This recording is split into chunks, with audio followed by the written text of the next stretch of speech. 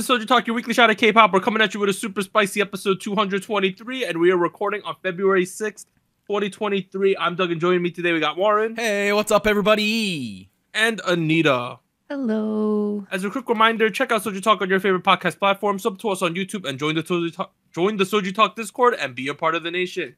All right, I'm not dead. Welcome back. Right? He's back. He's back. I'm still a little sick, but TLDR, 2 weeks ago was a scheduled absence. Yeah. I went to Florida, as I do pretty much every year. Went to Florida, it was a fun time.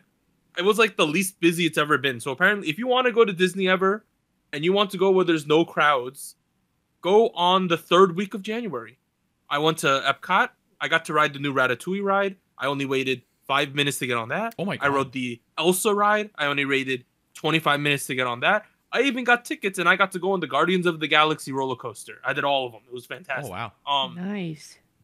So that happened, and then I got kind of sick towards the tail end of the trip. Started to feel a little bad.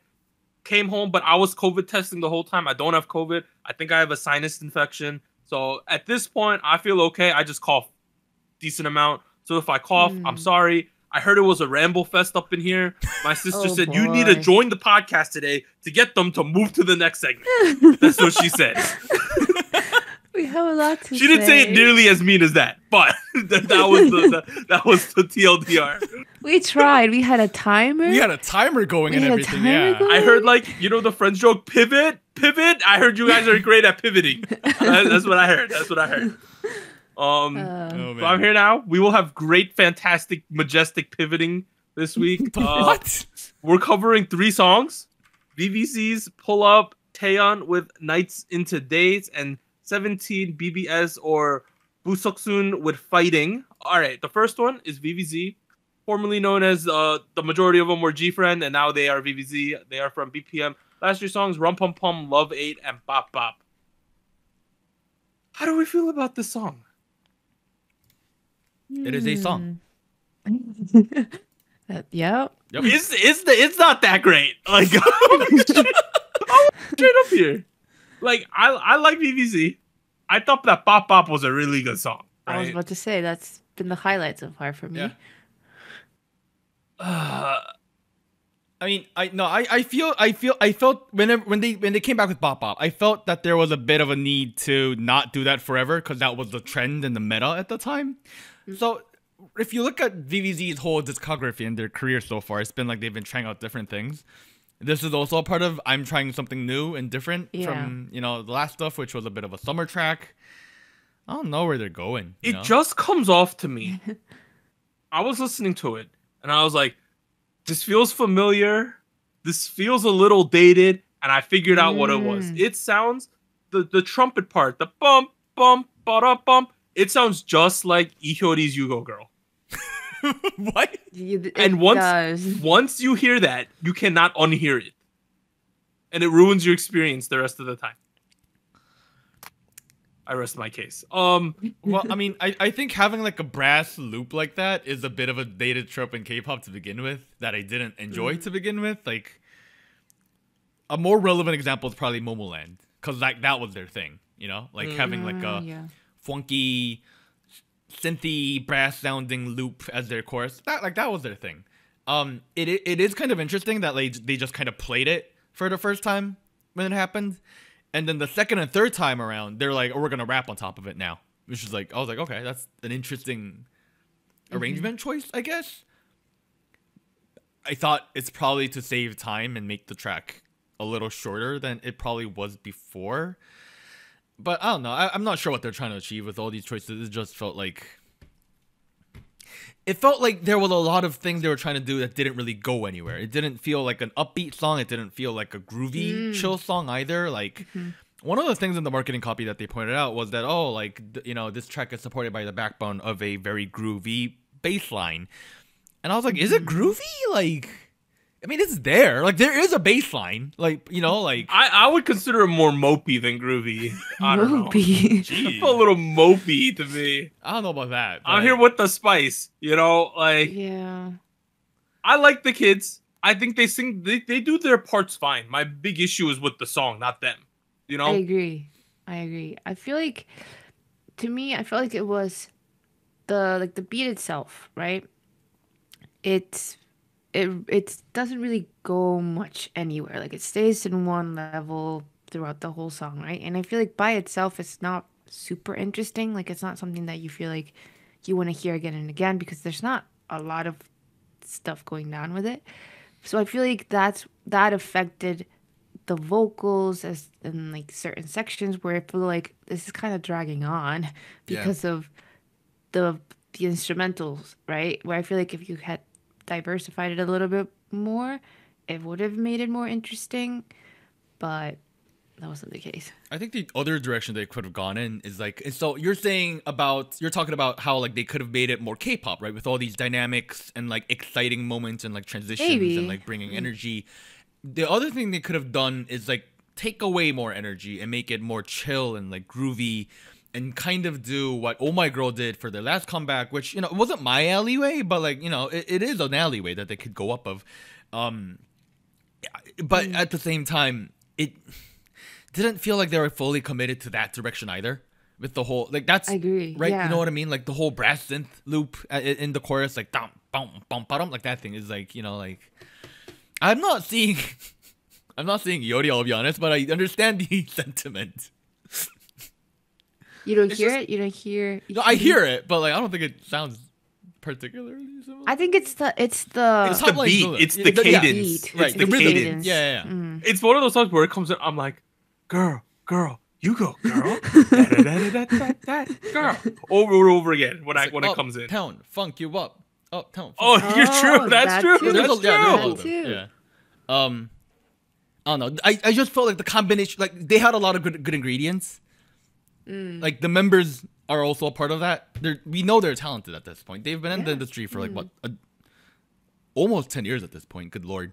It just felt like all the ingredients were there, and they just, I don't know. They have dough and they forgot to fry it or something. Like, you know what I mean? Like it's just sitting there. It also feels like because the first chorus isn't like an actual. There's no singing, right? It's the instrumental part. Right. It feels very disjointed in like each kid just goes, next kid goes, next kid goes, instrumental. One kid goes, next kid goes, next kid goes. You know, there's no like part where it all comes together for me. Like, I don't feel like there's a harmony. They ain't singing together many parts. You know, this feels a little disjointed.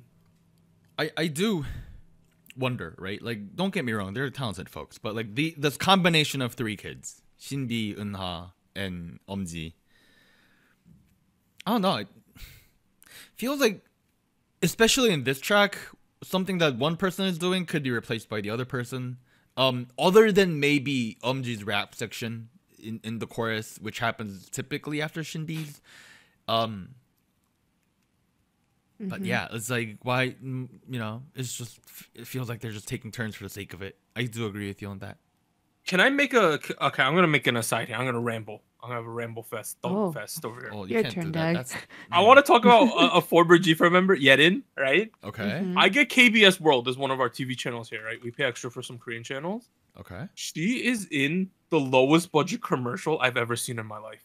Like...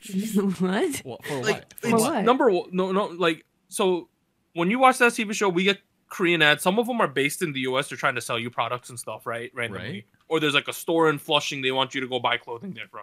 Right. But once in a while, we get like an international commercial. So I've seen BTS in massage chairs.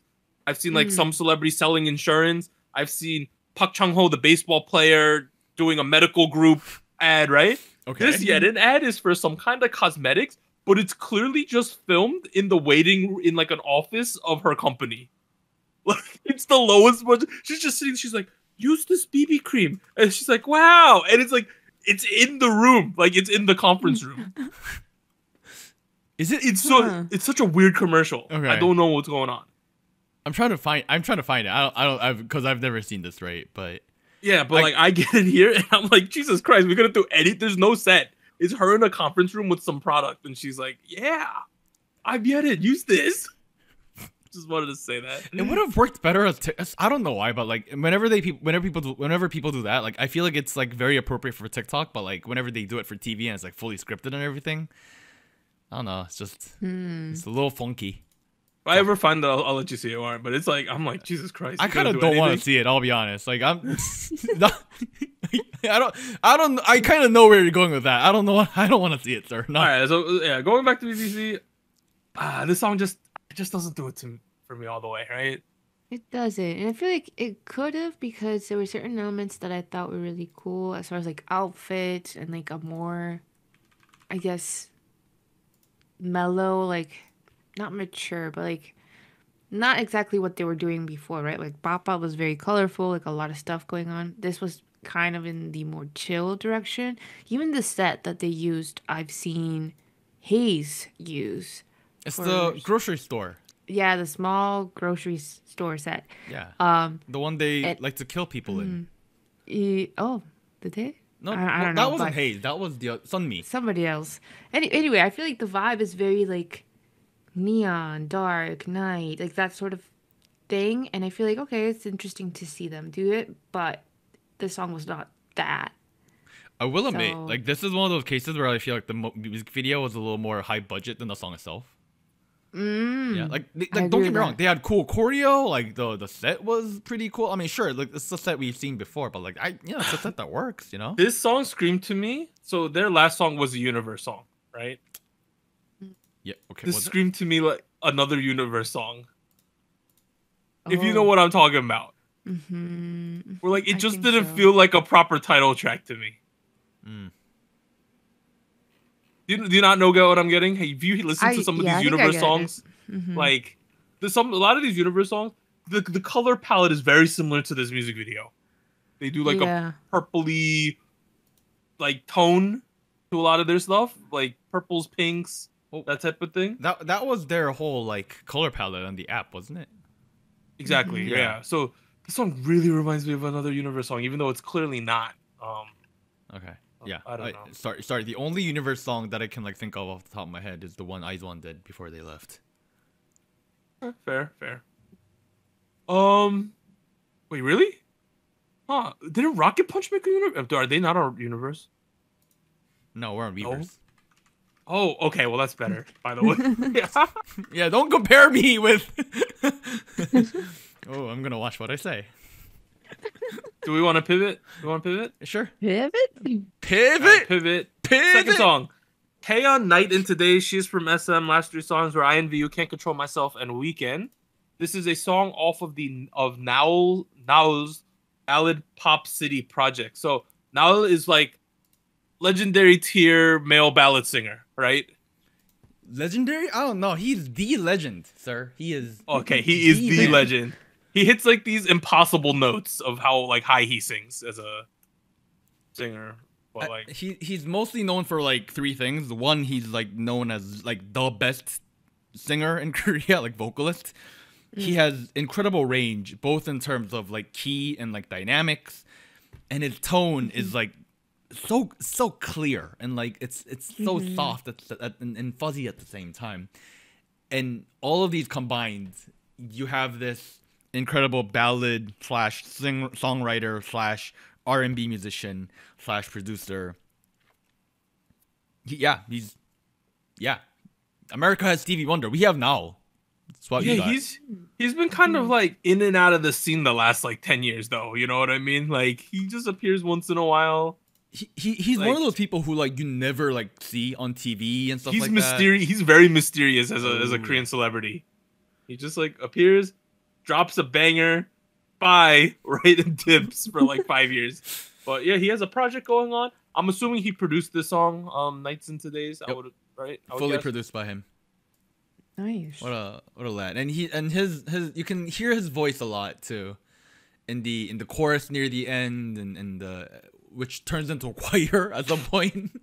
That mostly sounds like him. I'll be honest. Which. That's one thing he does. He does put his voice into a lot of songs he gives. You know, if you listen to Lilac carefully, he's there too. Like he wrote that too, as far as I understand. Sorry, not Lilac itself. One of the B-sides of Lilac. I forget which. Oh, okay. Yeah.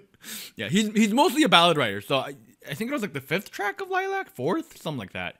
Anyways, I think a lot of that DNA is in the song as well. Obviously, he produced it. A lot of the way the melody progresses is definitely noticeable, especially if you listen to Brown Eyed Soul's music or Brown Eyes music. But you know that's one thing. Taeyeon herself, good God, man, like so effortless. Good Lord, it was so smooth. Yeah, man. I mean, don't get me wrong. Like, she's good on INVU, and she's good on that whole album too. But like, this is where the vocal talent really shines. This is where it comes out. Like she's been doing a lot of pop songs. Warren said like she did some ballads on her B-sides, but like this is the first proper Taeyeon ballad.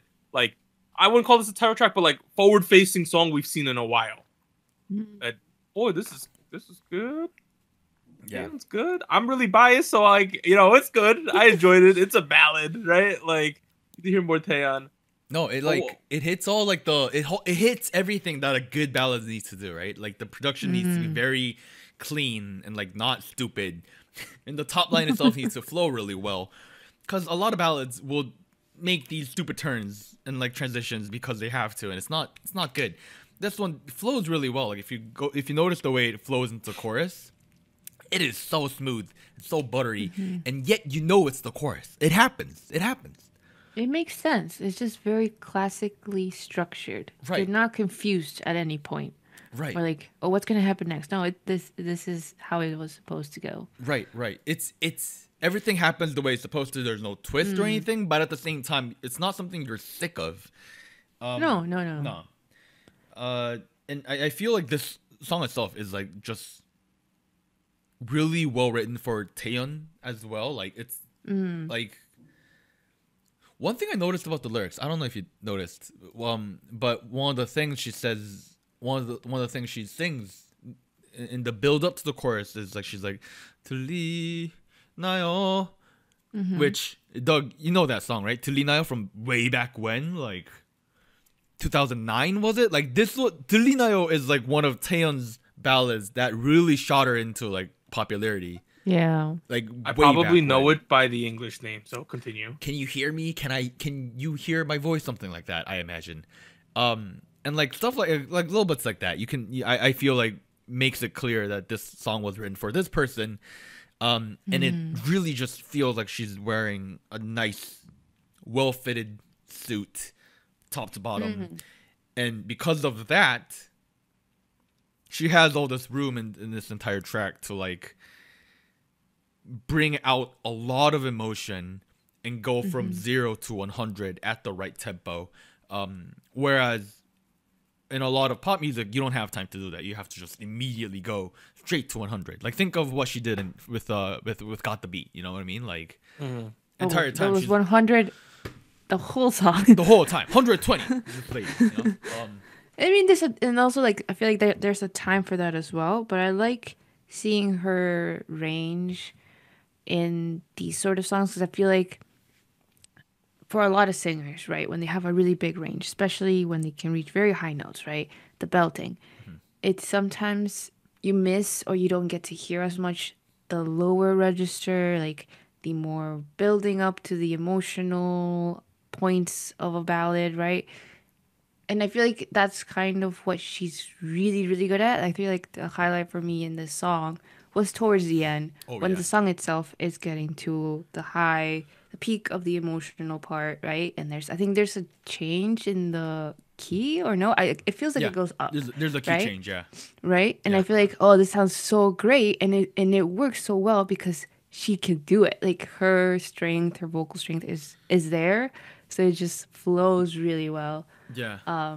Without feeling strained, because I feel like that could be a thing if you don't have the vocal capacity for it. But it just sounds so effortless. And what's like really crazy is like it's so effortless that you don't realize that this is a very high range we're talking about here. Like, yeah. Well, I'm not the one to talk about like range and like timbre and like vocal quality. I don't talk about that a lot. Now it was like, you're gonna sing it like I could sing it. You're gonna hit all the notes I was trying to go for. You know, I ain't gonna pull any of the punches here. It's interesting for Taeyeon too, because she's in a good part of her career right now. Because if you think about it, she had the Girls' Generation segment, right? Then she went fully I am a solo singer era, right? Right. And now she's more like, I'm a solo singer, but I'm Gen public relevant again because I'm doing variety at the moment, right? So, because you know how a lot of times SM artists, you know who SM artists are, but they don't feel too personal because they're not in the public face too much. They're not on too many variety shows or anything. Mm-hmm. But she's at the point in her career where she's on Naruto, Doremi Market, which is an extremely popular show in Korea. So the general public of Korea is very used to seeing Taeyeon these days. So this is a good reminder to these people who they know who Taeyeon is, but she's like reminding them again, look how good I am as a singer, I don't just sing pop songs, right? So I like this. This was fun. And we normally don't cover these like project songs or whatever, but there wasn't too much to cover this week, so we figured we'd include it. It is one of the better ballads we've heard in a long time. Like I will admit, like that was one of the memes back in the day. Like I hear a ballad, I was like, I don't like it. Fuck, yeah, I was wondering if you'd like this or not, because you're not a ballad person. Yeah. No, but that's because a lot of the ballads that come out are just stupid copies of each other. This is not one of those. This is good. Okay. Good? Good. All right. 17 BSS Busoksun with Fighting. They are from Pledis, and it is featuring Eungji, right? Is it? No, not Eungji. Yep. Yeah, Eungji. Yeah. They are from Pledis. Their only other song as this subunit, they released a ton of 17, but as a subunit, they released Just Do It, and this is Hoshi, DK, and Seungkwan. Mm-hmm. I like this song. This is my favorite song of the week, by far. Oh. I agree. Oh. There's a real... I'm not going to call it hammy or cheesiness. There's like a musical theater quality to this song where it's very acted out in the music video. I enjoy it. Yes. It's a lot of fun. No, it almost has like a flash mob nukim too going on, right? Yeah, with the choreography, yes. I thought this was fantastic. I liked it. I had a great time. It kind of reminded me of like early day 17, like Aju Nice kind of 17. Oh, yeah. Yeah. As far as I understand, I'm not a carrot, so I don't know the exact background of the three folks here. But like, as far as I understand, or would you care to explain, ma'am? Well, yeah. I was gonna say I've kind of, I wouldn't say that I know like the whole history, but I know these three have been grouped for a while from the beginning because they all have a very like comedic vibe. They got, I think the trio was really popular because they did a cover of Catalina a long time ago, like maybe pre-debut. The one that goes a lot. Yeah. Yes, that's that song. So I feel like from that point on, I feel like, oh yes, like this group is very like leaning towards the funny side, like the more performance side, but also like all three of them are like really good performers. Like they got the singing, the choreography, like, so I feel like I was kind of looking forward to this because I feel like they can all pull it off. They have that same vibe that works really well together. And I feel like the song does what it needs to do to capture that, right? Yeah. And I guess what I was trying to say earlier is that as far as I know, these three kids have been grouped in that way since like the very early days of 17, like you mentioned. Mm-hmm. So this feels like a bit of a play on that, especially because if you listen to 17's music now, they've matured a lot, not just in terms of them being good, but also in terms of like the attitude they have in these songs. Like we have songs like Clap or like Hot. Was Clap one of them? It was, right? Yes. Right. Yeah. Yeah, I know. I think they did a lot of interesting things that are like a little like outside of like a typical range for pop music, and I feel like for them, I wasn't the biggest fan of it, but it was pretty unique and like pretty fun. The Youngji rap was a bit of a surprise. Was it necessary? I don't really know. Yes, necessary. It was great. I thought that it was cool because as far as I know, she's a really big fan of them. So she's a really good friend of Busungwan. She's like also friends and fans of everybody. This girl, good lord. So I feel like the connection was like, oh, this is really cool to see her. And she's popular right now. She won't show me the money, right? Yeah, so. she's pretty much everywhere. I did feel like some of the phrasing was a little odd. I don't know. Maybe it's because she's like. She sometimes tends to do like more like intense, not necessarily like comedic type of vibe, which this song has. But I don't know, I found like there was a certain phrase where she says, unfortunate is unnecessary or something. I don't know. It sounded weird. Like the coming and going with like, oh, she sounds like really cool, but like the vibe is not cool for the song. I don't know. That's kind of how I feel. That's what I meant with her being a little shoehorned. Like, I don't get me wrong, she plays a role in the song, and there's a clear role that she needs to play. She doesn't play that role. That's my issue. Like the best moment of her is like, right before the end of the second chorus, like, you know, her voice pops in for a second. After like there's a pop. I forgot what she actually says, but like, Doug, you know what I'm talking about, right? Yeah, No? I don't know what she says.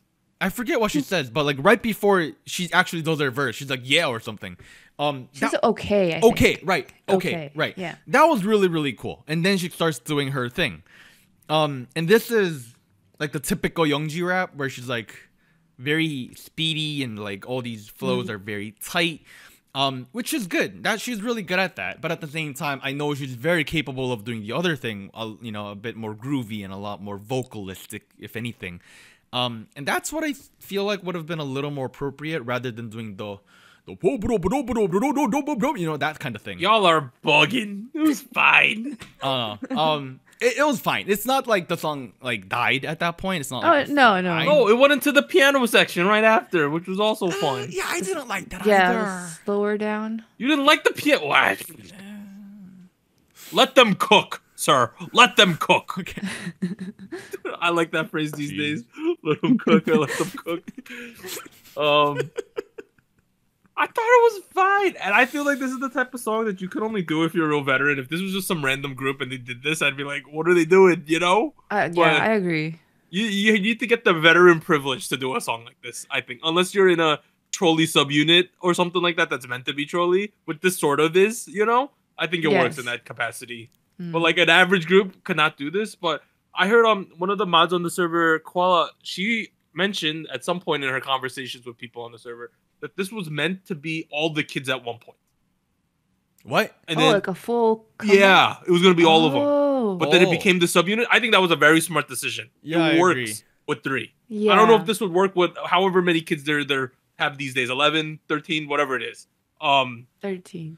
As 3, this works very well, I feel. I think There's certain parts of the song where they go A, B, C. You need 3. I don't need 11, you know? Or however many there are.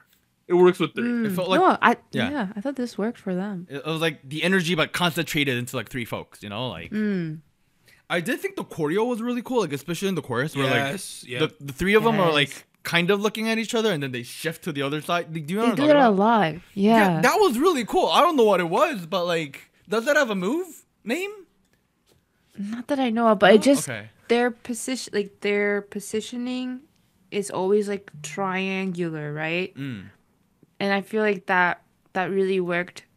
I don't know. I just feel like them 3 together as a unit just works really well outside of the camera, so it makes it feel really natural for this. So Yeah, I love the choreography. I thought it was it added so much to this in the music video. Like, this is one of the songs you kind of gotta watch with the music video. I think it adds. yes, I want to see the ton live to it. performances. I could see a lot of kids covering this too, trying to pull off interesting sets and Yeah. stuff. Overall, though, a fun subunit song. Normally, I'm not the biggest fan of subunits, but I think they did this very well. Like, so I think sometimes these troll units we got are a little bit too much played into it. I thought this was the good amount of, we're gonna have fun, but we're still gonna do some good choreography. We're gonna have a good song underlying it. So, Quality stuff. yeah. All right. The only other big release this week was the Korean version of Stacy's Poppy. Warren and Great I would song. agree that the Japanese version is better. for some I reason. agree 100%. too. Okay. It just good. is. It just goes better. I don't know. It goes harder. It hits different, you know? It sounds slightly different. Like there's certain It hits way different. Yeah. instrumental, like vocal stuff that sounds different in the Korean version. I don't know. The chorus is the same. It's like poppy, poppy, pop, poppy. They re-recorded that, by the way. Like, I don't know if you They guys did. noticed. Yeah. Like, it was just a lot more bland for some reason. I don't know. I don't know what happened. Regardless, though, we're getting Stacy in like 2 weeks. I'm Happy super Valentine's excited Day, y'all. for That's Teddy Bear. great. Yo, y'all hyped for Teddy Bear? I'm Oh, hyped. I'm hyped. All right, we have our Spicy Spice King this week, guys, is going to be contentious. Oh boy. Last week, New Jeans did not triple crown and enter the Hall of Spice. It has 2 crowns, sitting at 2 with OMG. Twice, Moonlight Sunrise is at 2. TXT, Sugar Rush Ride is at 3. New candidates are the 3 songs we covered this week. VVZ, Pull Up, Taeyeon, Nights and Todays, 17 BSS with Fighting. Warren does not like OMG for some reason, is what I've been told. I know it's wrong. That is not true. I said I liked the song multiple times in last week's episode. But you do not like it enough. Like it. I have a chart. I was close to Is putting... it the right chart, Doug? I was close to putting 17 in first place. That's how much I like this song. It is between 17 and New Jeans OMG. I'm going to put OMG in first place. I'm still listening to it more. I listen to it about 3-4 times a day. Like all day, every day. As you should, you know? OMG a day. 17 I got in second place. Third place I got TXT, Sugar Rush Ride. I feel like for me with that song, I wasn't here to cover it last week. If it had a little bit more of a definitive chorus, I think I would have enjoyed it a tad bit more. Fair. And then Twice, Moonlight Sunrise. Thought it was a great song. But when we're in a new era of K-pop now where things are not following the K-pop formula, and I feel like that's a song that follows a K-pop Twice formula. I feel like it was an extremely formulaic song. But it was still a good song. I can see that. Anita. Well, for me, you already know what my number 1 is. OMG. Once again, let's bring it home. What else can I say? Number 1. Number 2, second place. I have 17. Let's go. BSS. Yes, I feel like this song is just, I don't know. It's just it really captures the bright side, right? Like the energy that the group can bring. So I really enjoyed it. The chorus is super catchy. Favorite part. Second place. Third, I'm gonna put Twice. Oh, went down a spot. Okay. Yes. I agree that it does sound very structured in the typical way, so it's nothing new.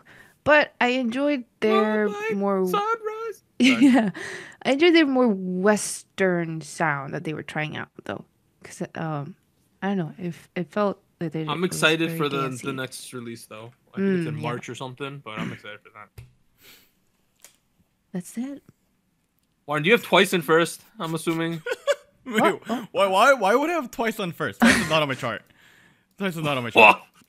No, Moonlight Sunrise is great. Moonlight Sunrise is great. I haven't been really listening to it. Sugar Rush Ride. I think it fell off real hard after a week of it. I think it was fun. Wow. It was fun. It was fun. I still listen to it. Not that I'm skipping it all the time, but you know, it's all right. It's all right. Third for me. Third place. Solid. You know, third place, right? Should he go reverse order? Let's reverse. Okay. What's in your third? Second. I just told you what my third. TXT. Third is TXT. Yeah. TXT. Okay. Can't believe you guys didn't put this track on your chart. This is one of the better ballads of the last couple of years. Nights and Todays on second place. Yes. Solid track. You really got to be a little buzzed in order to completely enjoy this song. And you need to read the lyrics. Like you got to like look up translations and like kind of go through with it. You got to be walking at night. But like alone. In a safe area, alone, but in a safe area. Get into your feelings, right? Yeah. Also bring a pepper spray just in case. But like, do all those things. Do all of those things. Set the mood. And it'll hit. It'll hit. You'll cry your ass out in the middle of the road, and someone's gonna walk by you and think you're really weird. But anyway, Nights and Todays, Taeyeon, second place. That's what other songs do I have left that I didn't talk about yet? 17 and VVZ and OMG. All right. Well, the process of elimination, right? Pull Up by VVZ is not on my chart. I think it's okay. Fair. Yeah. You had NCT last week. Oh yeah, NCT Ayo. Yeah, it's not on my chart either. Oh my, what? Yeah, nah. Do you have 17 in first? OMG by New Jeans. What? Oh? Look, guys. What is this? It's first place for me. Did you listen to it again today? Is that what happened? So what happens, right? I put all these songs in a playlist. I put all of these songs in a playlist. Me too. Yep. and I go through them throughout the day, throughout the meetings. Actually, I don't listen to them during meeting, but like between meetings, while I'm working, while I'm showering, while I'm, making lunch, while going about your day. Right, right, when I'm in the shitter, all that, and Okay. strangely enough, amongst all of these songs that I like, I kept looking forward to, when is OMG next on? Dun, dun, dun, dun. It's about you, baby. And then I would kind of like look up by queue and like see where it is on the playlist and like kind of skip Two more forward songs. to it. 2 more songs. And I feel like that means something. Bro, New Jeans is so hype, Exactly. dude. You gotta be on the hype trade. I also looked up my stats for Spotify a couple days ago. Guess what song is on first? Ditto. Guess what song is on second? Is OMG. OMG? Of course, you have to As listen it to. should be. You have to listen to the back to back in whatever. Like Yeah. you have to. You have it's to. one with you have to. Guess what song is on third, by the way? This is a bit of a surprise for me. Let me think about this real quick. It's K-pop. We covered it a couple weeks ago. Oh, couple weeks? Yeah, no? Yeah. Yeah, I Ooh. figured. Yeah. After that is all rap music, but like I was like, dang, like No, Yena's good. That's a good song. good stuff. Anyway, Alright. that is my chart. Is that my redemption arc? Am I It might forgiven? be. Yes, you're forgiven. Yeah. Good Lord, jeez. I calculated the chart. No. What did our go-to game say? Go-to gang, OMG, first place. Okay. Of course. Okay. They gave course. them 42. Second place, Twice Moonlight Sunrise with 29. Mm-hmm. Third place was a tie between 17 Fighting and also TXT Sugar Rush. Right. Oh. All right, I did the calculation. Mm-hmm. Third place this week with 4 points is Twice with Moonlight Sunrise. Second place is 17 BSS with Fighting with 7 points. And in first place, entering the Hall of Spice, technically with 4 crowns, is New Jeans OMG. It is the second entry into the class of 2023 along with Ditto. Boom. We managed to get both of them in, guys. It was a long time coming. I was looking into the future. I wanted OMG to have 4 crowns, and this was the plan all along. All right. Finally, Anita, hit us with the show winners. Yes. More New Jeans. Ditto had some more wins. They won on Show Music Core and Inkigayo, which made it its first Inkigayo Triple Crown of 2023. Congrats to that. So they have a total of 7 wins with that song. And also winning was TXT with Sugar Rush Ride. They won an M Countdown and Music Bank. Sugar rush. I'm like trying not to cough. Oof, okay. I had a coughing attack. I'm back. That ends part 1 of SojuTalk episode 223. We'll be back after a short break. 3, 2, 1. 1.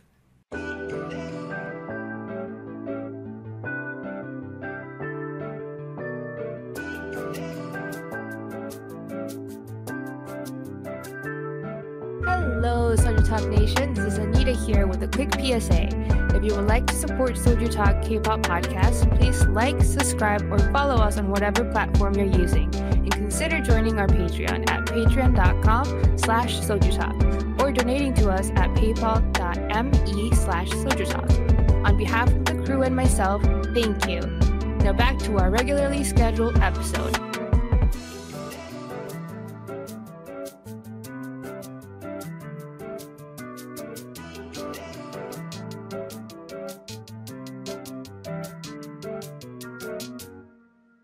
All right. I coughed a bunch during the break, but we are back at it with part 2. So, like episode 223, we're going to give you the news and events from last week. So, there's a decent amount of news, but it all centers around like 2 big topics. The first one is SM and their upper level management and business side. I know it's not the most exciting news, but there's a lot that's brewing here. First thing that happened was we had some articles come out saying that South Korean activist fund Align Partners CEO Lee is set to become an outside director of SM Entertainment, the K-pop pioneer. Now, initially, people were like, "Oh yeah, well this Align Partners, they have a decent amount. They own a percentage of SM Entertainment. Someone from their staff becoming an outside director, not the most ridiculous thing in the world, right? It could happen, Right. in the business side. But then we found out The business press is saying that Lee Soo-man has resigned from SM entirely and that his position as executive producer has ended, but he will continue to support SM as a shareholder. People were like, oh crap, what the hell is going on? Because we had known for the past couple of years that Lee Soo-man was slowly waning his influence on SM.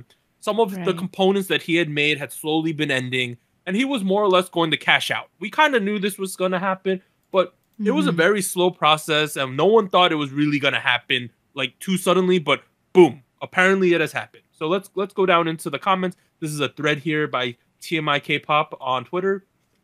So, SM Entertainment announced on the 3rd that it will end its nearly 30-year one-man production system of founder Lee Soo-man and open SM 3.0 era. Authority of all sectors, including artist production, management, and marketing, which had been in Lee Soo-man's hands as the general producer, will be redistributed along with artists to multiple production centers / labels. Lee Soo-man in September of last year said that as the majority shareholder, it was his duty to accept the opinions of the minority shareholders.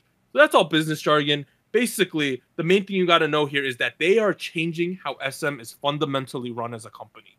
From a one-man I'm not going to say God, but one man controls everything thing, to basically they're going to become something similar to what HYBE is, where they have many labels, many different moving parts, and that kind of thing. So, on a business sense, though, Lee Soo-man holds 18% of the stocks. These Align people only hold 1% of the stocks. But Align was able to gather the support of other investors, and now they account for 30% of the shares, where Lee Soo-man was only able to garner an additional 4% of shareholders to support him. So basically, Align now controls like 30-something%. Lee Soo-man holds about 22%. Therefore, Align can make the decisions at SM Entertainment. Because they are now the largest stakeholder. They are now the largest stakeholder, and you're probably wondering, well, doesn't the person who owns 51% control everything? Not really, because SM is a public company, so there are many small investors who take up a large portion of the share who really don't have a say in what's going on. These are just the big players, and now of all the big players, Align is the biggest, so they can technically veto anything that Lee Soo-man wants to do. I see. Okay, that kind of makes sense to me. Okay. So people were kind of wondering, did Lee Soo-man actually resign or did they kick him out? Right? That's what I heard some people talking about. I've seen some rumor threads. I'm not going to like name specifics as to what I saw, but it seems like they pretty much just kicked him out. That's what it seems like. Yeah, they kind of like took away all of his power. Maybe it's time to go. I mean, you know, they've been nudging him for the last couple of years. They were like, nudging is not working. How about pushing him that time? In addition, another thing pointing at the fact that there's a big shift in what's going on is that some of the people who had been with SM Entertainment for a long time, including music producer Yoo Han-jin, has left the company after 25 years to start a new thing at NCH Entertainment. So he had been there from Gen 1 with HOT all the way through aespa, right? So this man had been there for a long time. He's worked on certain songs, including SES's Love, Shinhwa's Wedding March, TVXQ, Why Head Down, Before You Go, something, NCT's Beautiful. So he's worked on a lot of things. Genie, Girls' Generation Genie. So he's had a hand in some of the pillars of SM Entertainment, and he's leaving after 25 years. Not a coincidence that he's leaving as Lee Soo-man is pretty much ousted, right? So there is a change of the guard that is going on at the top level. I don't know how to feel about that. I mean... So...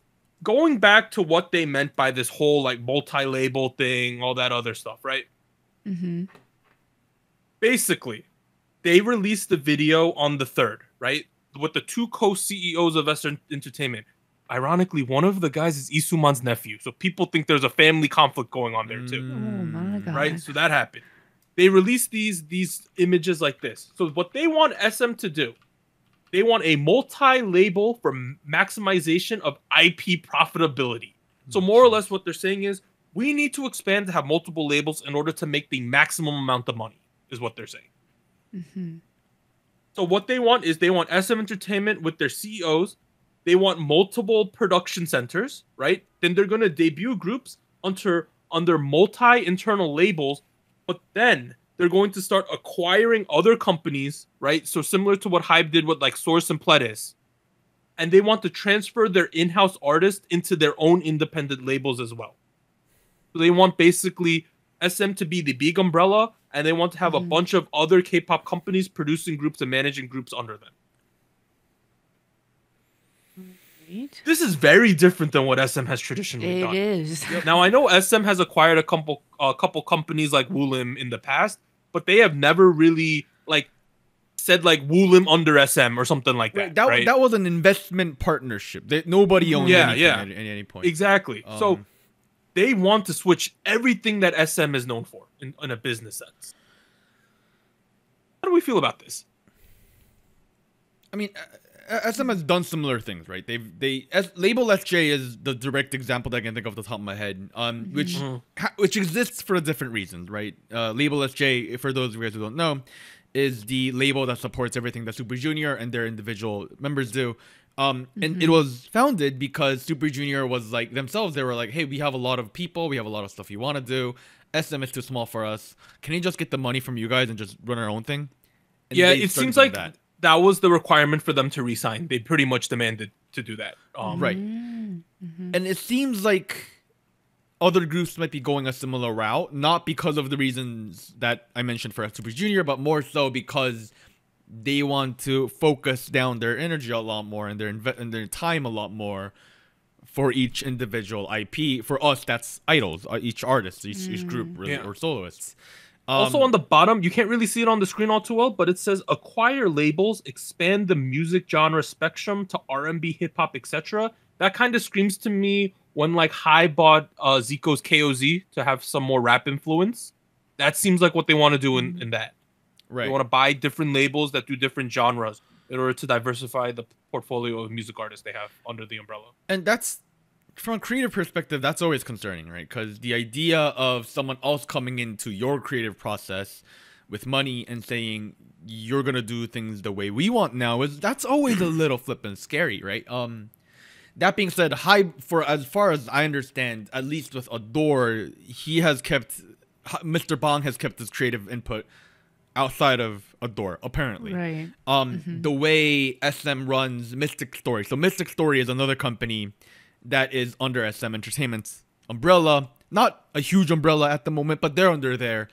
But as far as we understand, SM folks don't have any influence in the way Mystic runs their things. Now, they're changing things up, so that might change, right? Like, yeah. So the other thing, they're calling it SM 3.0 is the main thing they're talking about. If you watch their actual video, which you could find on YouTube, they even like outlined what they consider SM 1.0, SM 2.0, SM 3.0, right?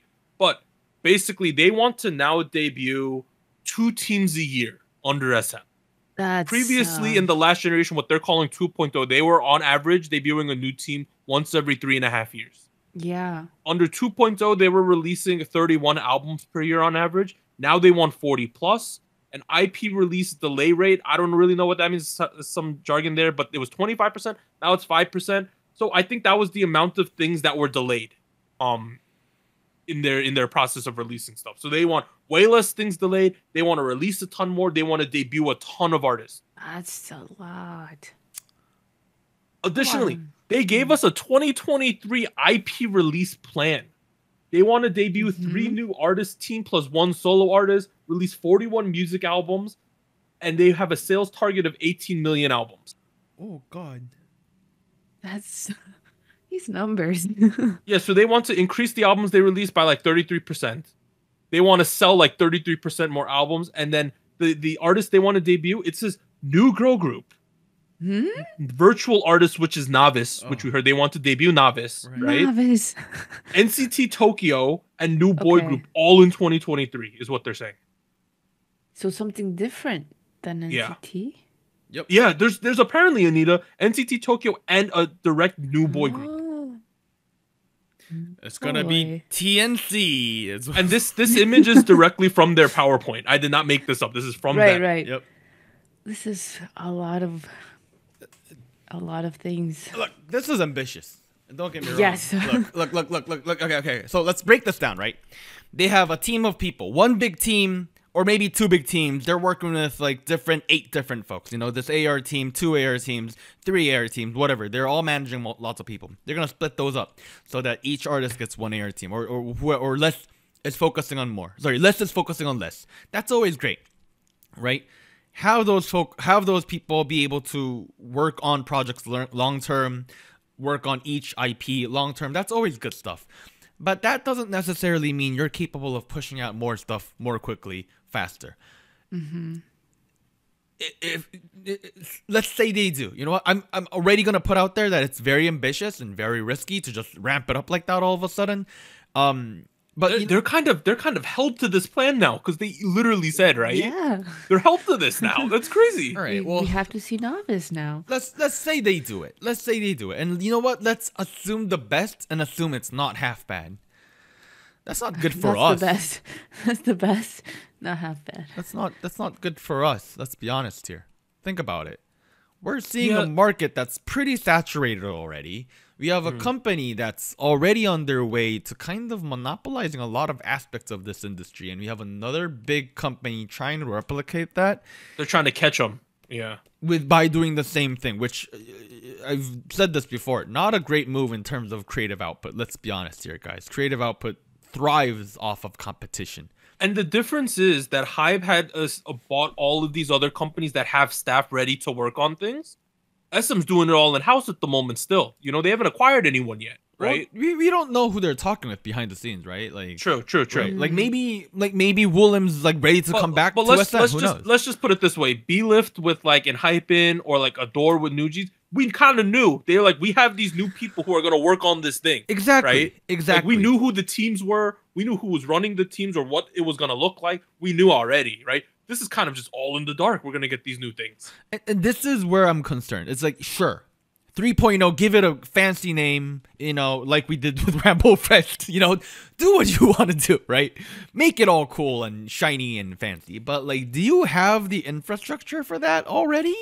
That's the issue. People so for someone like me, and I was reading some articles, they were talking like this is an American style business takeover. And this video was more like the crowning of the new era because now they're held to do this because they released the video, right? So people said like the fact that you start the video off and you see the 2 co-CEOs and you don't see Isuman is like a new era, right? Yeah. Like that's strange. You don't see Isuman there talking with Boa or something, right? About what they're going to do next year. Or Kangta, or right? You just see these new CEOs, and they're like, "We're here now. This is our plan. This is SM." Right? That's a really striking image to me, and it's a critical. This is a very historic point in K-pop, I would say, right here. It's a shift. It's a shift. Humongous shift. Lots of risks, And obviously, they're making it a drastic change for a good reason. Yeah, here's the thing. Oh, we got quarters. Q2 Grow Group. So it's going to happen in 3 months. We can get in like the next 3-4 months, they're saying. What? Q2, Novice, we knew that one. NCT Tokyo in the fall. And in the winter, we're getting the new boy group. Boom. Okay, so that was not expected. It's relatively spaced out, It's relatively, You know what's the craziest thing? We might hit the summer and there's already a new SM Grow Group. Can you believe that? That's insane. That doesn't feel right. No. In a way. No, that's insane. I'll be honest, I don't think aespa is like on the most solid level ground. Like, don't get me wrong, they've had hits. They make a lot of money. aespa had a fantastic 2021. 2022 was the sophomore slump, and we were waiting for the return of the giant, right? Right. This year was supposed to be the year they focused really hard and solidified the rest of their career. Doesn't sound like that's happening, I'll be honest. Unless they're doing Novice and a new Grow Group in quarter 2. Maybe what if the Novice is just aespa? No, they said solo artist in all the press releases. Yeah. No. The new girl group is the AI. It's the maybe. Oh, like God, no. Let them be real, did you guys like Maeve or whatever? No. I thought it was pretty good. I thought it was awful. Okay, I was curious. Maybe that's what it is. But overall, we'll have to see. I've been noticing that a lot of the online chatter about this stuff is like it's like a bunch of vultures picking at SM. People are just using this as an opportunity to like poo on Isuman's legacy or poo on SM Entertainment. I think y'all gotta hold your horses. We gotta see what's gonna happen. I don't know, like. Yeah, I mean, not It's a saying little too early to do that. not saying Lee Soo-man is perfect, but like he has had a lot of influence over this culture. Yeah. But Okay. don't forget what I said earlier. Everybody who's a fan of this genre should really be concerned with where this industry is going right now. We're not headed in a good direction. We'll have to see. Yeah. This is the biggest. SM is normally the company that takes the least amount of risk. This is the riskiest thing they've done since I've been listening to K-pop. Yeah. Ever. For sure. Ever. Yeah. So we will have to see what this looks like. I don't know. All right. The next big thing that happened was BlackBerry Creative decided to be assholes again, right? Oh, no. They started to try to blacklist everyone. According to industry insiders, BBC has submitted petitions in December of last year to KEMA and the KEPA. These are like entertainment law stuff, whatever, to ban Chu's entertainment activities. Chu has been invited to hearings related to this, and she just replied to which delays it. So essentially, they're like, if we can't have you under our contract, we're gonna attempt to blacklist you in the industry. So what TVXQ went under as JYJ. Exactly. Yeah. Mm-hmm. So they tried to claim that Chu had been reaching out to entertainment people or to get work behind their backs and stuff like that. Chu responded and said, like, I didn't even know these people at the time you're mentioning them to me, like in the documents and stuff. So there's a lot of like he said, she said right now, but like it makes BlackBerry Creative look even worse in my opinion. Okay, as far as I understand, like the only thing that can actually legally stop her from doing is like showing up on TV, but like does that really matter for Chu at this point? Like, let's be honest. Her Chu Can Do It YouTube series is popping off. I know, like exactly. Like Chu's presence is mostly on YouTube. Like, does this matter? Like, let's be honest. Like, yeah, like the Chu Can Do It series and the Sakura YouTube series are both doing extremely well right now. Those like individual person YouTube series. So they also did that, and then what do we have here? Oh yeah, so Vivi and Hyunjin also sued. So those were the two kids who weren't involved in the lawsuit so far, right? You know, some won, some lost. Hyunjin and Vivi didn't do anything. Hyunjin didn't do anything because she was still working in that World Cup thing. Vivi, we didn't know what was going on because she's a foreigner. She's from China, but they have now sued BBC to try to get out of the contracts. That's cool. Where is it? Oh, a little late, but welcome to the party. I kind of lost the document because I didn't scroll down enough, but also BBC sued all the kids who won their lawsuits to try to blacklist them too. Why? Okay. Yeah. Just why? Yeah, that happened too. Do they just not want to exist as a company anymore? Like, how is they plan to debut anybody at this Yeah. Let me try to find it. They want to take people down with them, I guess. Let me scroll down. Yeah, here we go. BBC's confirmed that they have submitted petitions to suspend all activities for Chu and will also do the same to Heejin, Kim Lip, Jinsol, and Chetty, who won their lawsuits against the agency. So they sued everyone who won. I mean, you know what? Flippin' do it. But like, who watches TV? Yeah. Let's be honest. Like, so that's a bit of a news from them. So here was something else that come out. SBS reported Luna possibly will be active in Japan instead of Korea. Universal Japan has started to work on the exclusive rights of the 12 members. Universal Japan previously was in charge of managing the group in Japan. So they're kind of saying, you know, we had the rights to Luna to manage them in Japan. Can we extend that so we just have full control of the group in general? What's going on here? So they might hold the members hostage and bring them to Japan to work for them. Jeez. Bro, isn't that crazy? Oh man, yeah, no, screw Luna. It's called Konketsu no Shoujo now. That's what it is. Yeah, so it says here, but if the members reject the activities proposed by the Japanese agency without strong reason, the legal dispute will still proceed. So basically, if they reject what's going on, there's going to be more legal proceedings. Like, oh man, it's one mountain after another. Yeah. Everyone's just trying to get a part of Luna right now, right? They're like, you can't leave. And the Japanese company's like, well, we control them in Japan. Why can't we just control them, period? You know? I feel bad for them. I feel bad for their fans. Yes. It's a mess. Yeah. What a mess. Okay, happier news. 3 Racha, Bangchan Changbin, and Han have been promoted to full members of the Korean Music Copyright Association. Right. Cool. Other individuals who have been promoted this year included Janabi's Choi Jong-hoon. I don't know this person, but she's Kim Min-ji, and then 24, So Jong-hoon.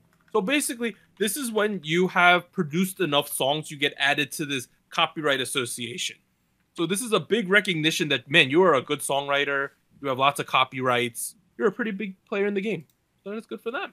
Legitimacy. It's you only get in if you make a lot of money. So they made a lot of money. Ooh. Yeah, Oh, buddy. yes. All right, next thing. New Jeans Ditto, with 111 hours, is now the song with the most perfect all kills in the history of K-pop. 611 hours. So that's the running total now. I'll zoom in a little. Bro. It's up to 655, by the way. 655. Yeah, Here we go. It's gonna keep going up. So it beat BTS's Dynamite's record of 610, which happened in 2020. Ditto is sitting at 655. Good lord. So it is the most viral song in K-pop history, objectively. Wow. From 2010. From 2010 onwards. From 2010 onwards. Since when they've been tracking this. Isn't that crazy? In 6 months. Wow. Yeah. Not even a full year of activity. Ditto, Dynamite, Celebrity, Any Song, Lilac, Rolling Butter, Beach Again, Love Scenario, Foolish Love. How many days? That's 27 consecutive days. Yeah. Not With even perfect a all month. kills. Wow. That's being number one on every single relevant streaming chart in Korea. You know, when BTS announced the military stuff, the stock dropped like 33%, right? And people were very concerned about the future of HYBE. And then within like 3 months, they released New Jeans, and it's the biggest thing in K-pop. It's insane how well this has turned out for HYBE. Yeah, It's insane. the argument that HYBE has nothing but BTS is not true anymore, folks. It's not true. No. Even a group like La Seraphim, right, is an upper mid-tier girl group. Maybe even you could start to consider them high tier with 1 or 2 more songs. Yeah. 17, for all intents and purposes, with Yeah. BTS on the back burner, is the number 1 boy group now. Pretty Right? much. Yeah. Yeah, Yeah. that's fully together, actively promoting. TXT, along with NCT, would probably put second, and then TXT's like third now, because they sell over 1 million. Stray Kids is up in the discussion too. Yeah. But they still have 2 top 5 boy groups right now under HYBE. Yeah. Yeah. I wouldn't rank them because No. we're gonna get comments saying like who. All right, I'm not ranking them. I'll say they're all top 5 boy groups. Okay. They're All of the top 5, not in all- order. Yes. They have at least 2 boy groups in the top 5 with TXT and 17 that are fully actively promoting. Yes. Right? I would 100% say that. I would agree with that as well. New Jeans is a top 5 girl group. They're probably number 1, but they're a top 5 at a minimum. Minimum. So far. we Not gotta, even a year. We gotta redo this tier list at some point. I mean, Ooh. it's not been long since we last did it, but like They're S+. They're S+. Like literally. is it S plus like written in gold and like super Hey, rare? you could quote me on this. New Jeans is K-pop at the current moment, February 6, 2023. They are New the Jeans moment. is K-pop. It is. I don't think you could argue that. People did quote you. You said that before, and they were like, apparently New Jeans is K-pop. Why don't they? I feel like that's not even a hot take. No, at the moment. people agree It's with you, not, dog. it's not. People agree with you. Yeah, right? It's not a hot take. It is what it is. It's a very people said ditto. They agreed with you. Cheat. You got it. Let me cook. Oh my god, stop. That's my new phrase, dude. Let me Jesus. cook. All right, so that happened. Okay. Bacon is out of the military. Oh, nice. So after enlisting in May of 2021, EXO's Baekhyun is finally discharged from his military service today and becomes the 6th member of the group to do so. If I understand correctly, there are no members of EXO currently in the military. Am I wrong with that? Is Kai in the military? That's what I was gonna say. Okay, then I heard completely wrong. Double check. Never mind. Baekhyun's out of it though. Good for him. Well, welcome back, good sir. Hey, it's gonna be hype. He should drop a hot album in like 2 months. People would be all over that. Ooh. Next one. TXT. Right here. Here is some proof that they are top 5 guys. They landed it's their first #1 album on the Billboard 200 albums charts with the name Chapter Temptation. So that's cool. That's an album chart. They joined BTS, Stray Kids, Blackpink, and Super M as the only Korean acts to reach #1 on the Billboard 200. Nice. That list. Boom. There it is. There you go. All right, that's all the news for this week. Let me see what else I got on the script. Next week, though, we have the debut of Artbeat. We have a group from one of the UJ shows, MSG Wannabe, the mom subunit. It's a bunch of dudes, though. It's a bunch of ajashis. It is very popular. We have Key with the Gasoline repackage. It's coming out this week. And then we have, I think, a 10-member unit of Triple S is going to release something. Ooh. Exciting. Looking forward to that. Those are all exciting things. All right, this ends the K. Well, actually, it doesn't end the K-pop portion this week. Warren has some crazy event for us after the break. He hasn't even fully explained it to Anita and I. Just know that there's something with AI that's gonna happen. ChatGPT. We're playing with ChatGPT, folks. Come hang out, please. It'll be fun, it's gonna be fun. We're gonna ask funny K-pop questions to the AI apparently. But this has been SojuTalk, your weekly shot of K-pop. I'm Doug. I'd like to thank Warren and Anita for joining me. We'll see you guys after the break. 3, 2, 1. Special shoutouts to our Fiesta patrons: Bagel, Based, Mina, Brian, Shadow, Cotton Ball, Delmonic, Ellie, Genki Boy, Goku Mama, Jacob, Liam's Games and Toys, Luke Daniels, NJ Parks, Tier. Thank you for joining SojuTalk. And special thanks to our Discord server mods: Jacob, K Music Erday, Koala, Max, No Bias Luna, Tuggles, and Wolf297.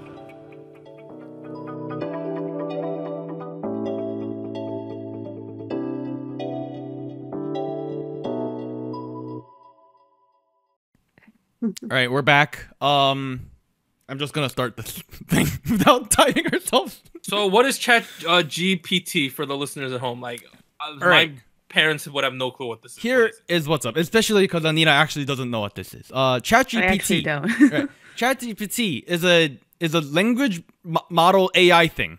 I don't actually know the details. I work in design, not software engineering. What it'll do is you can chat with it as if it's a real human being.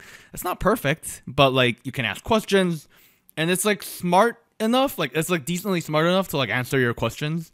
And it's been like trained with the internet, but like it won't say stupid stuff like, you know, all of you edgy boys who want it to say like racist stuff, like it won't do any of that. But it'll help you with your homework, and it's been kind of blowing up on the internet because of stuff like that. Now, because we do a podcast about K-pop, we inevitably ask a lot of questions to ourselves, such as, what is the point of life? Or how many blocks of toilet paper should I use when I go sit on the shitter? Stuff like that. Now we can ask. Many. Yeah, way too many. Now we can ask. The way this works, right? On the bottom of the screen here, you have the little chat. I can just, send the message, and it'll respond to me. So, should I just start by saying hi? Yeah, is that good? Yeah. Yeah, sure. Yeah. All right. I'm gonna say hi. Should I say we're the SojuTalk Kpop Podcast? Is that sure? Yeah? Sure. Okay. Yeah, Hi. yeah. We're SojuTalk. And it's gonna respond, right? It's gonna say, "Hello, SojuTalk. How may I assist you today?" That's fast. Can you join us on our online K-pop podcast as our first non-human guest? My God, this better work. As an AI language model, I do not have the ability to join a podcast or appear as a guest. Oh. However, I would be happy to answer any questions or provide information related to K-pop that you might want to include in your podcast. Okay. Oh. Okay. Let's do a broad question. Okay. What was the best K-pop song of 2022? What's the best Jesus. K-pop song of 2022? Okay. As a language model, I do not have personal opinions, but the popularity of a K-pop song can be vary greatly based on many factors. Okay. In 2022, some of the most popular K-pop songs included "Don't Call Me" by SHINee, "Spaceship" by Stray Kids, "Drunk on Love" by Red Velvet, "Loved by You" by ITZY, and "Butter" by BTS, among others. It's difficult to determine a single. Some of those did not come out in 2022. Titles. Okay. Does Stray Kids actually have a song called "Spaceship"? I believe so. Okay, they do. Okay. Likely, but it's not a title track that I can think of. Some of these are just B-sides. No, they don't. It's called Astronaut. Yeah. What is... Okay. So it's just lying. Dude, you lied. Some of these don't exist. I apologize if my information is not accurate. My training data only goes up to 2021. Okay, so you asked the wrong question. They stopped training in 2021 apparently. Okay, let's go back then. Okay. Oh. Should he play it safe and say like best songs of 2020 then? Sure. What are the best K-pop songs of 2020? What are the best K-pop songs of 2020? Oh my god, I got a great question. Okay, let's just say that. In 2020, some of the most popular K-pop songs included "Dynamite" by BTS. Oh, okay. Fair. How You Like That by Blackpink. Fair. Not by the Moon? We're not by the moon. Yeah. What's Not by the Moon? Who's that by? I forgot. I've never heard of Got Seven. Oh. GOT7. I totally heard of the song. Anita, how have you not heard of them? Do we want to bait it to see if it knows who we are? It's not gonna know us. Let's be honest. We were around in 2020. We were. Can you recommend me some K-pop podcasts? Can you recommend us I'll be scared if they K-pop actually know. podcasts? Question mark? Please. Wait, we should take out the dash here because we don't use the dash in our thing, right? Yeah. Okay, there we go. Okay. Sure. Here are some popular K-pop podcasts you might be interested in. K-pop Corner, K-pop Daebak, K-pop Overload, K-pop United, K-pop Access, the K-pop Cast, K-pop Rampage. Damn it! We didn't even make the list. Wait, have you heard of SojuTalk?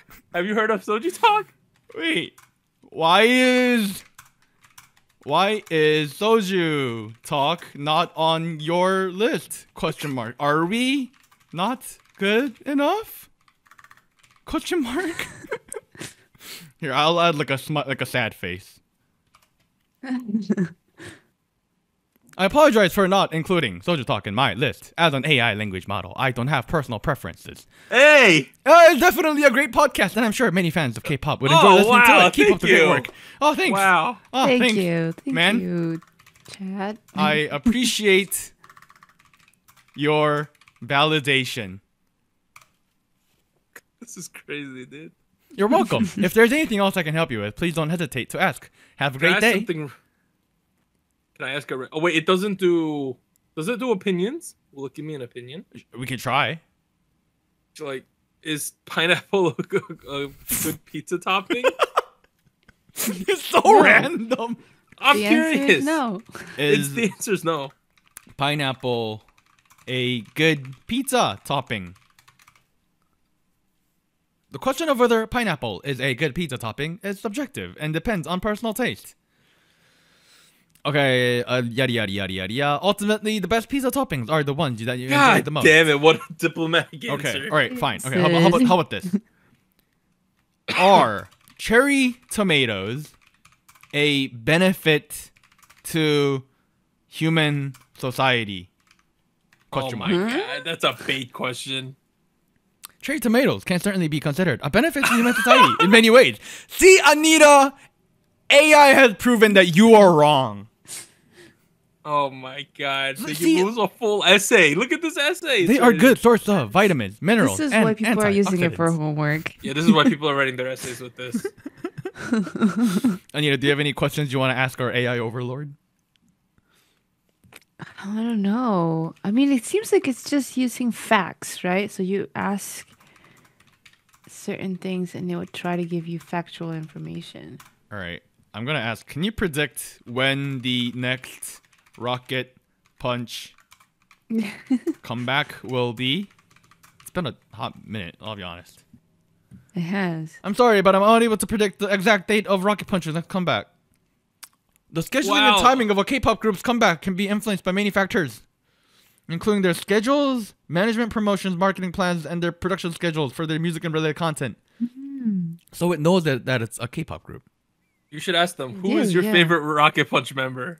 Who is your favorite Rocket Punch member, and why is it Jury?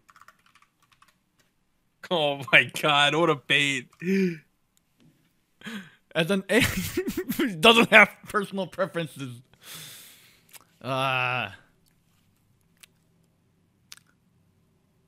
Whether Jury is someone's favorite member of Rocket Punch or not is a matter of personal preference.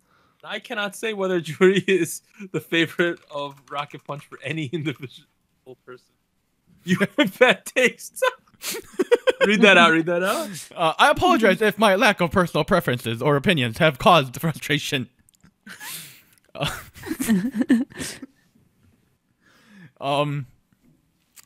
So it has data up until 2021, right? Up until 2021, yeah. Mm-hmm. I just noticed on the sidebar it says SojuTalk assistance request.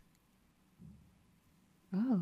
You see what I'm talking about? What does that mean? What does that mean? Because we asked it to be on our podcast earlier. It's assisting us. Oh my god. Like, this is my personal account. This isn't the SojuTalk email. You know what I mean? Oh my god. I see. This is trippy.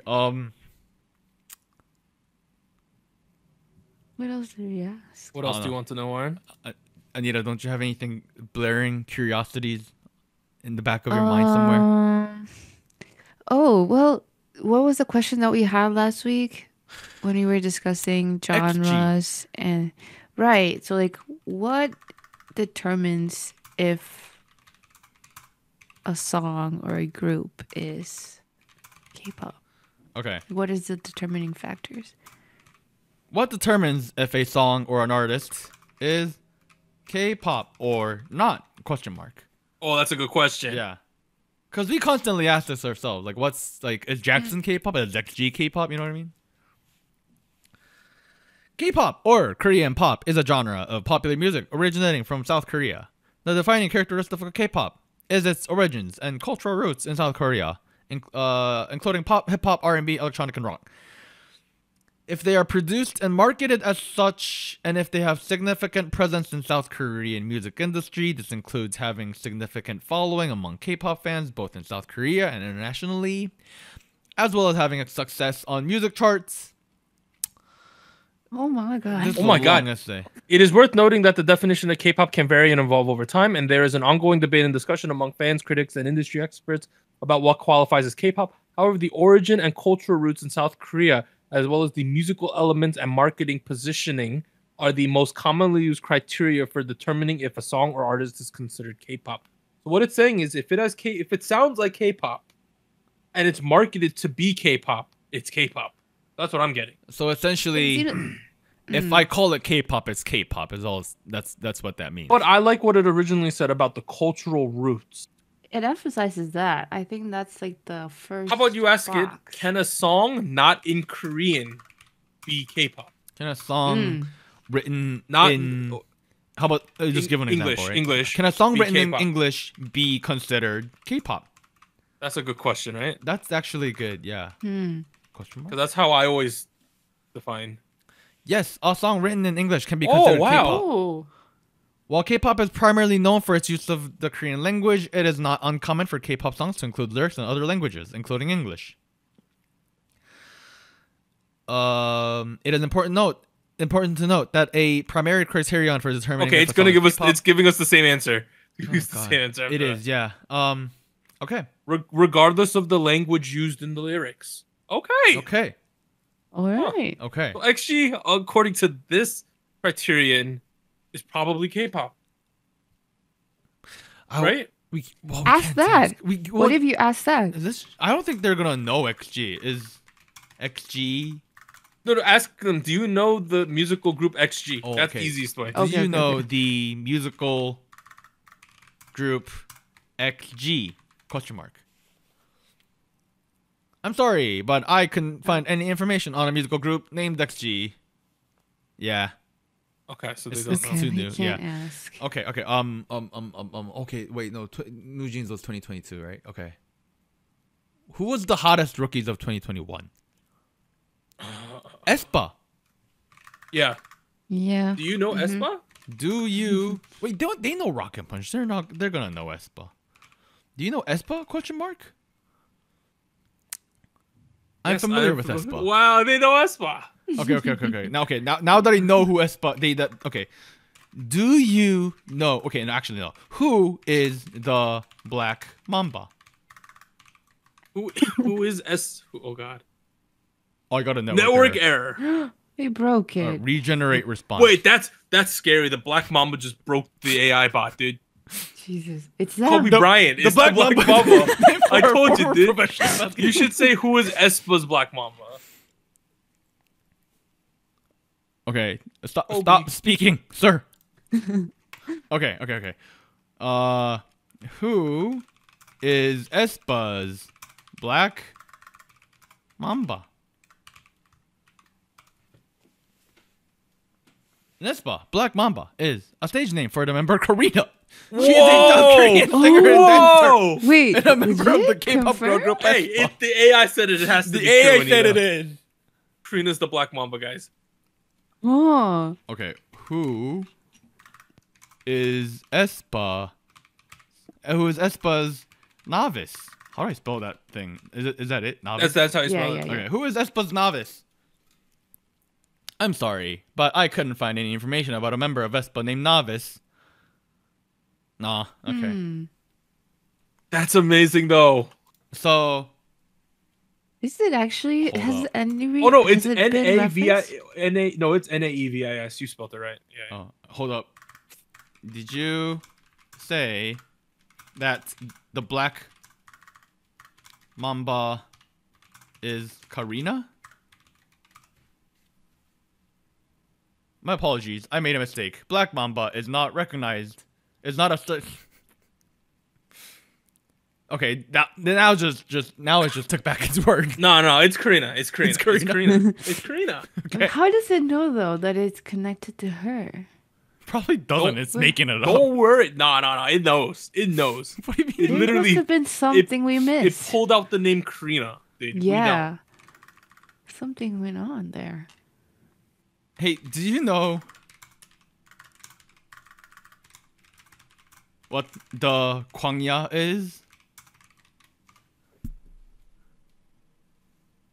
I'm sorry, but I couldn't find any information about the term Kwangya. Okay, so it's not updated to that yet. Okay, I'm gonna try asking in Korean actually. 광야가 does it 뭔지 알아? 광야 is a Korean word that roughly translates to desert or wasteland in English.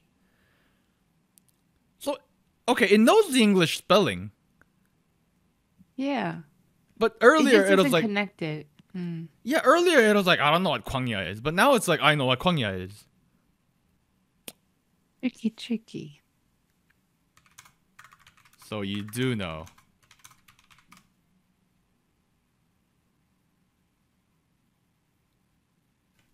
But earlier you told me you didn't know. I apologize for any. This guy is like the most like. You know how like in like high school you get points taken off for like fluffy language and like essays. This is like the fluffiest. This is why they're using it for homework. Stop apologizing to me. Wait, we should ask it to predict something. Can I Predict? do predictions? Okay. Will it be able to? Because I feel like it's been saying it can't. Can you do predictions? Question mark. Hmm. As an AI language model, I can provide probabilistic predictions based on patterns and trends. Okay. Oh, okay. Okay. Okay. What No, prediction? I have a question real quick. Will Arsenal win the league League. Oh my god. in 2023? Oh wait, I missed. Oh, I spelled that wrong. Stop generating. Okay. Will Arsenal win? I said will. again. Will Arsenal win the league in 2023? Nope, it can't. Oh, it can't. Okay, it doesn't know. The outcome of a sporting event is influenced by many factors. Okay, stop generating. What are you going to ask? I don't know. I ran out of questions. A prediction? Yeah, I don't think you could do predictions. Nah. Do we have any other questions? This was a good introduction. I'm trying to think. What else? Has to be further back than 2021. Any sort of information. Who was the first K-pop artist? Oh, that's a great question. People always debate this. What's the determining factor? The origins of K-pop can be traced back to the late 90s with the formation of the first modern K-pop groups such as SojuTalk and The Boys. HOT and SES, SojuTalk and The Boys in particular are often credited with being the pioneers of the genre. Wow, Warren. You're See? getting validated. Everyone is always like, oh, HOT is the first boy group. I'm like, no. Okay, yeah, there you go. There you have it. Isn't it SojuTalk and The Boys? Is it SojuTalk and Boys? Is that really how it's written? The group name? I think if you In translate English, it, yes. Oh, is it? Oh, God. Okay. Mm-hmm. Just Boys. Okay. Oh, yeah, I guess that's fine. You have anything else to ask? I don't really this week. I didn't know we were going to ask like specific questions. I could prepare some for next week. Yeah, maybe we'll get people also to suggest. I mean, people could look this up and do themselves too. Okay, I It's mean, a conversation. we can come back to this later. Well, what we in the learned future. today, so TG and The Boys is the first K-pop group. Yep. We learned that Karina is the Black Mamba. Yep. Amazing. Wow. We learned that it knows what Kwangya is in Korean, but not in English. Right? Correct. And we learned that XG is technically K-pop according to this AI.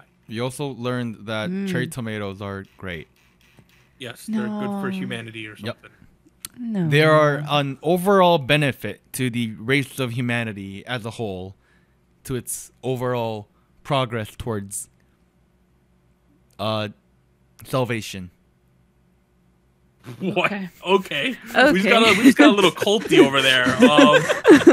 I guess we'll wrap up there. Join Warren's cult. Join Warren's cult at gmail.com. This has been. We already did the outro. We'll see you guys next time, everyone. Bye.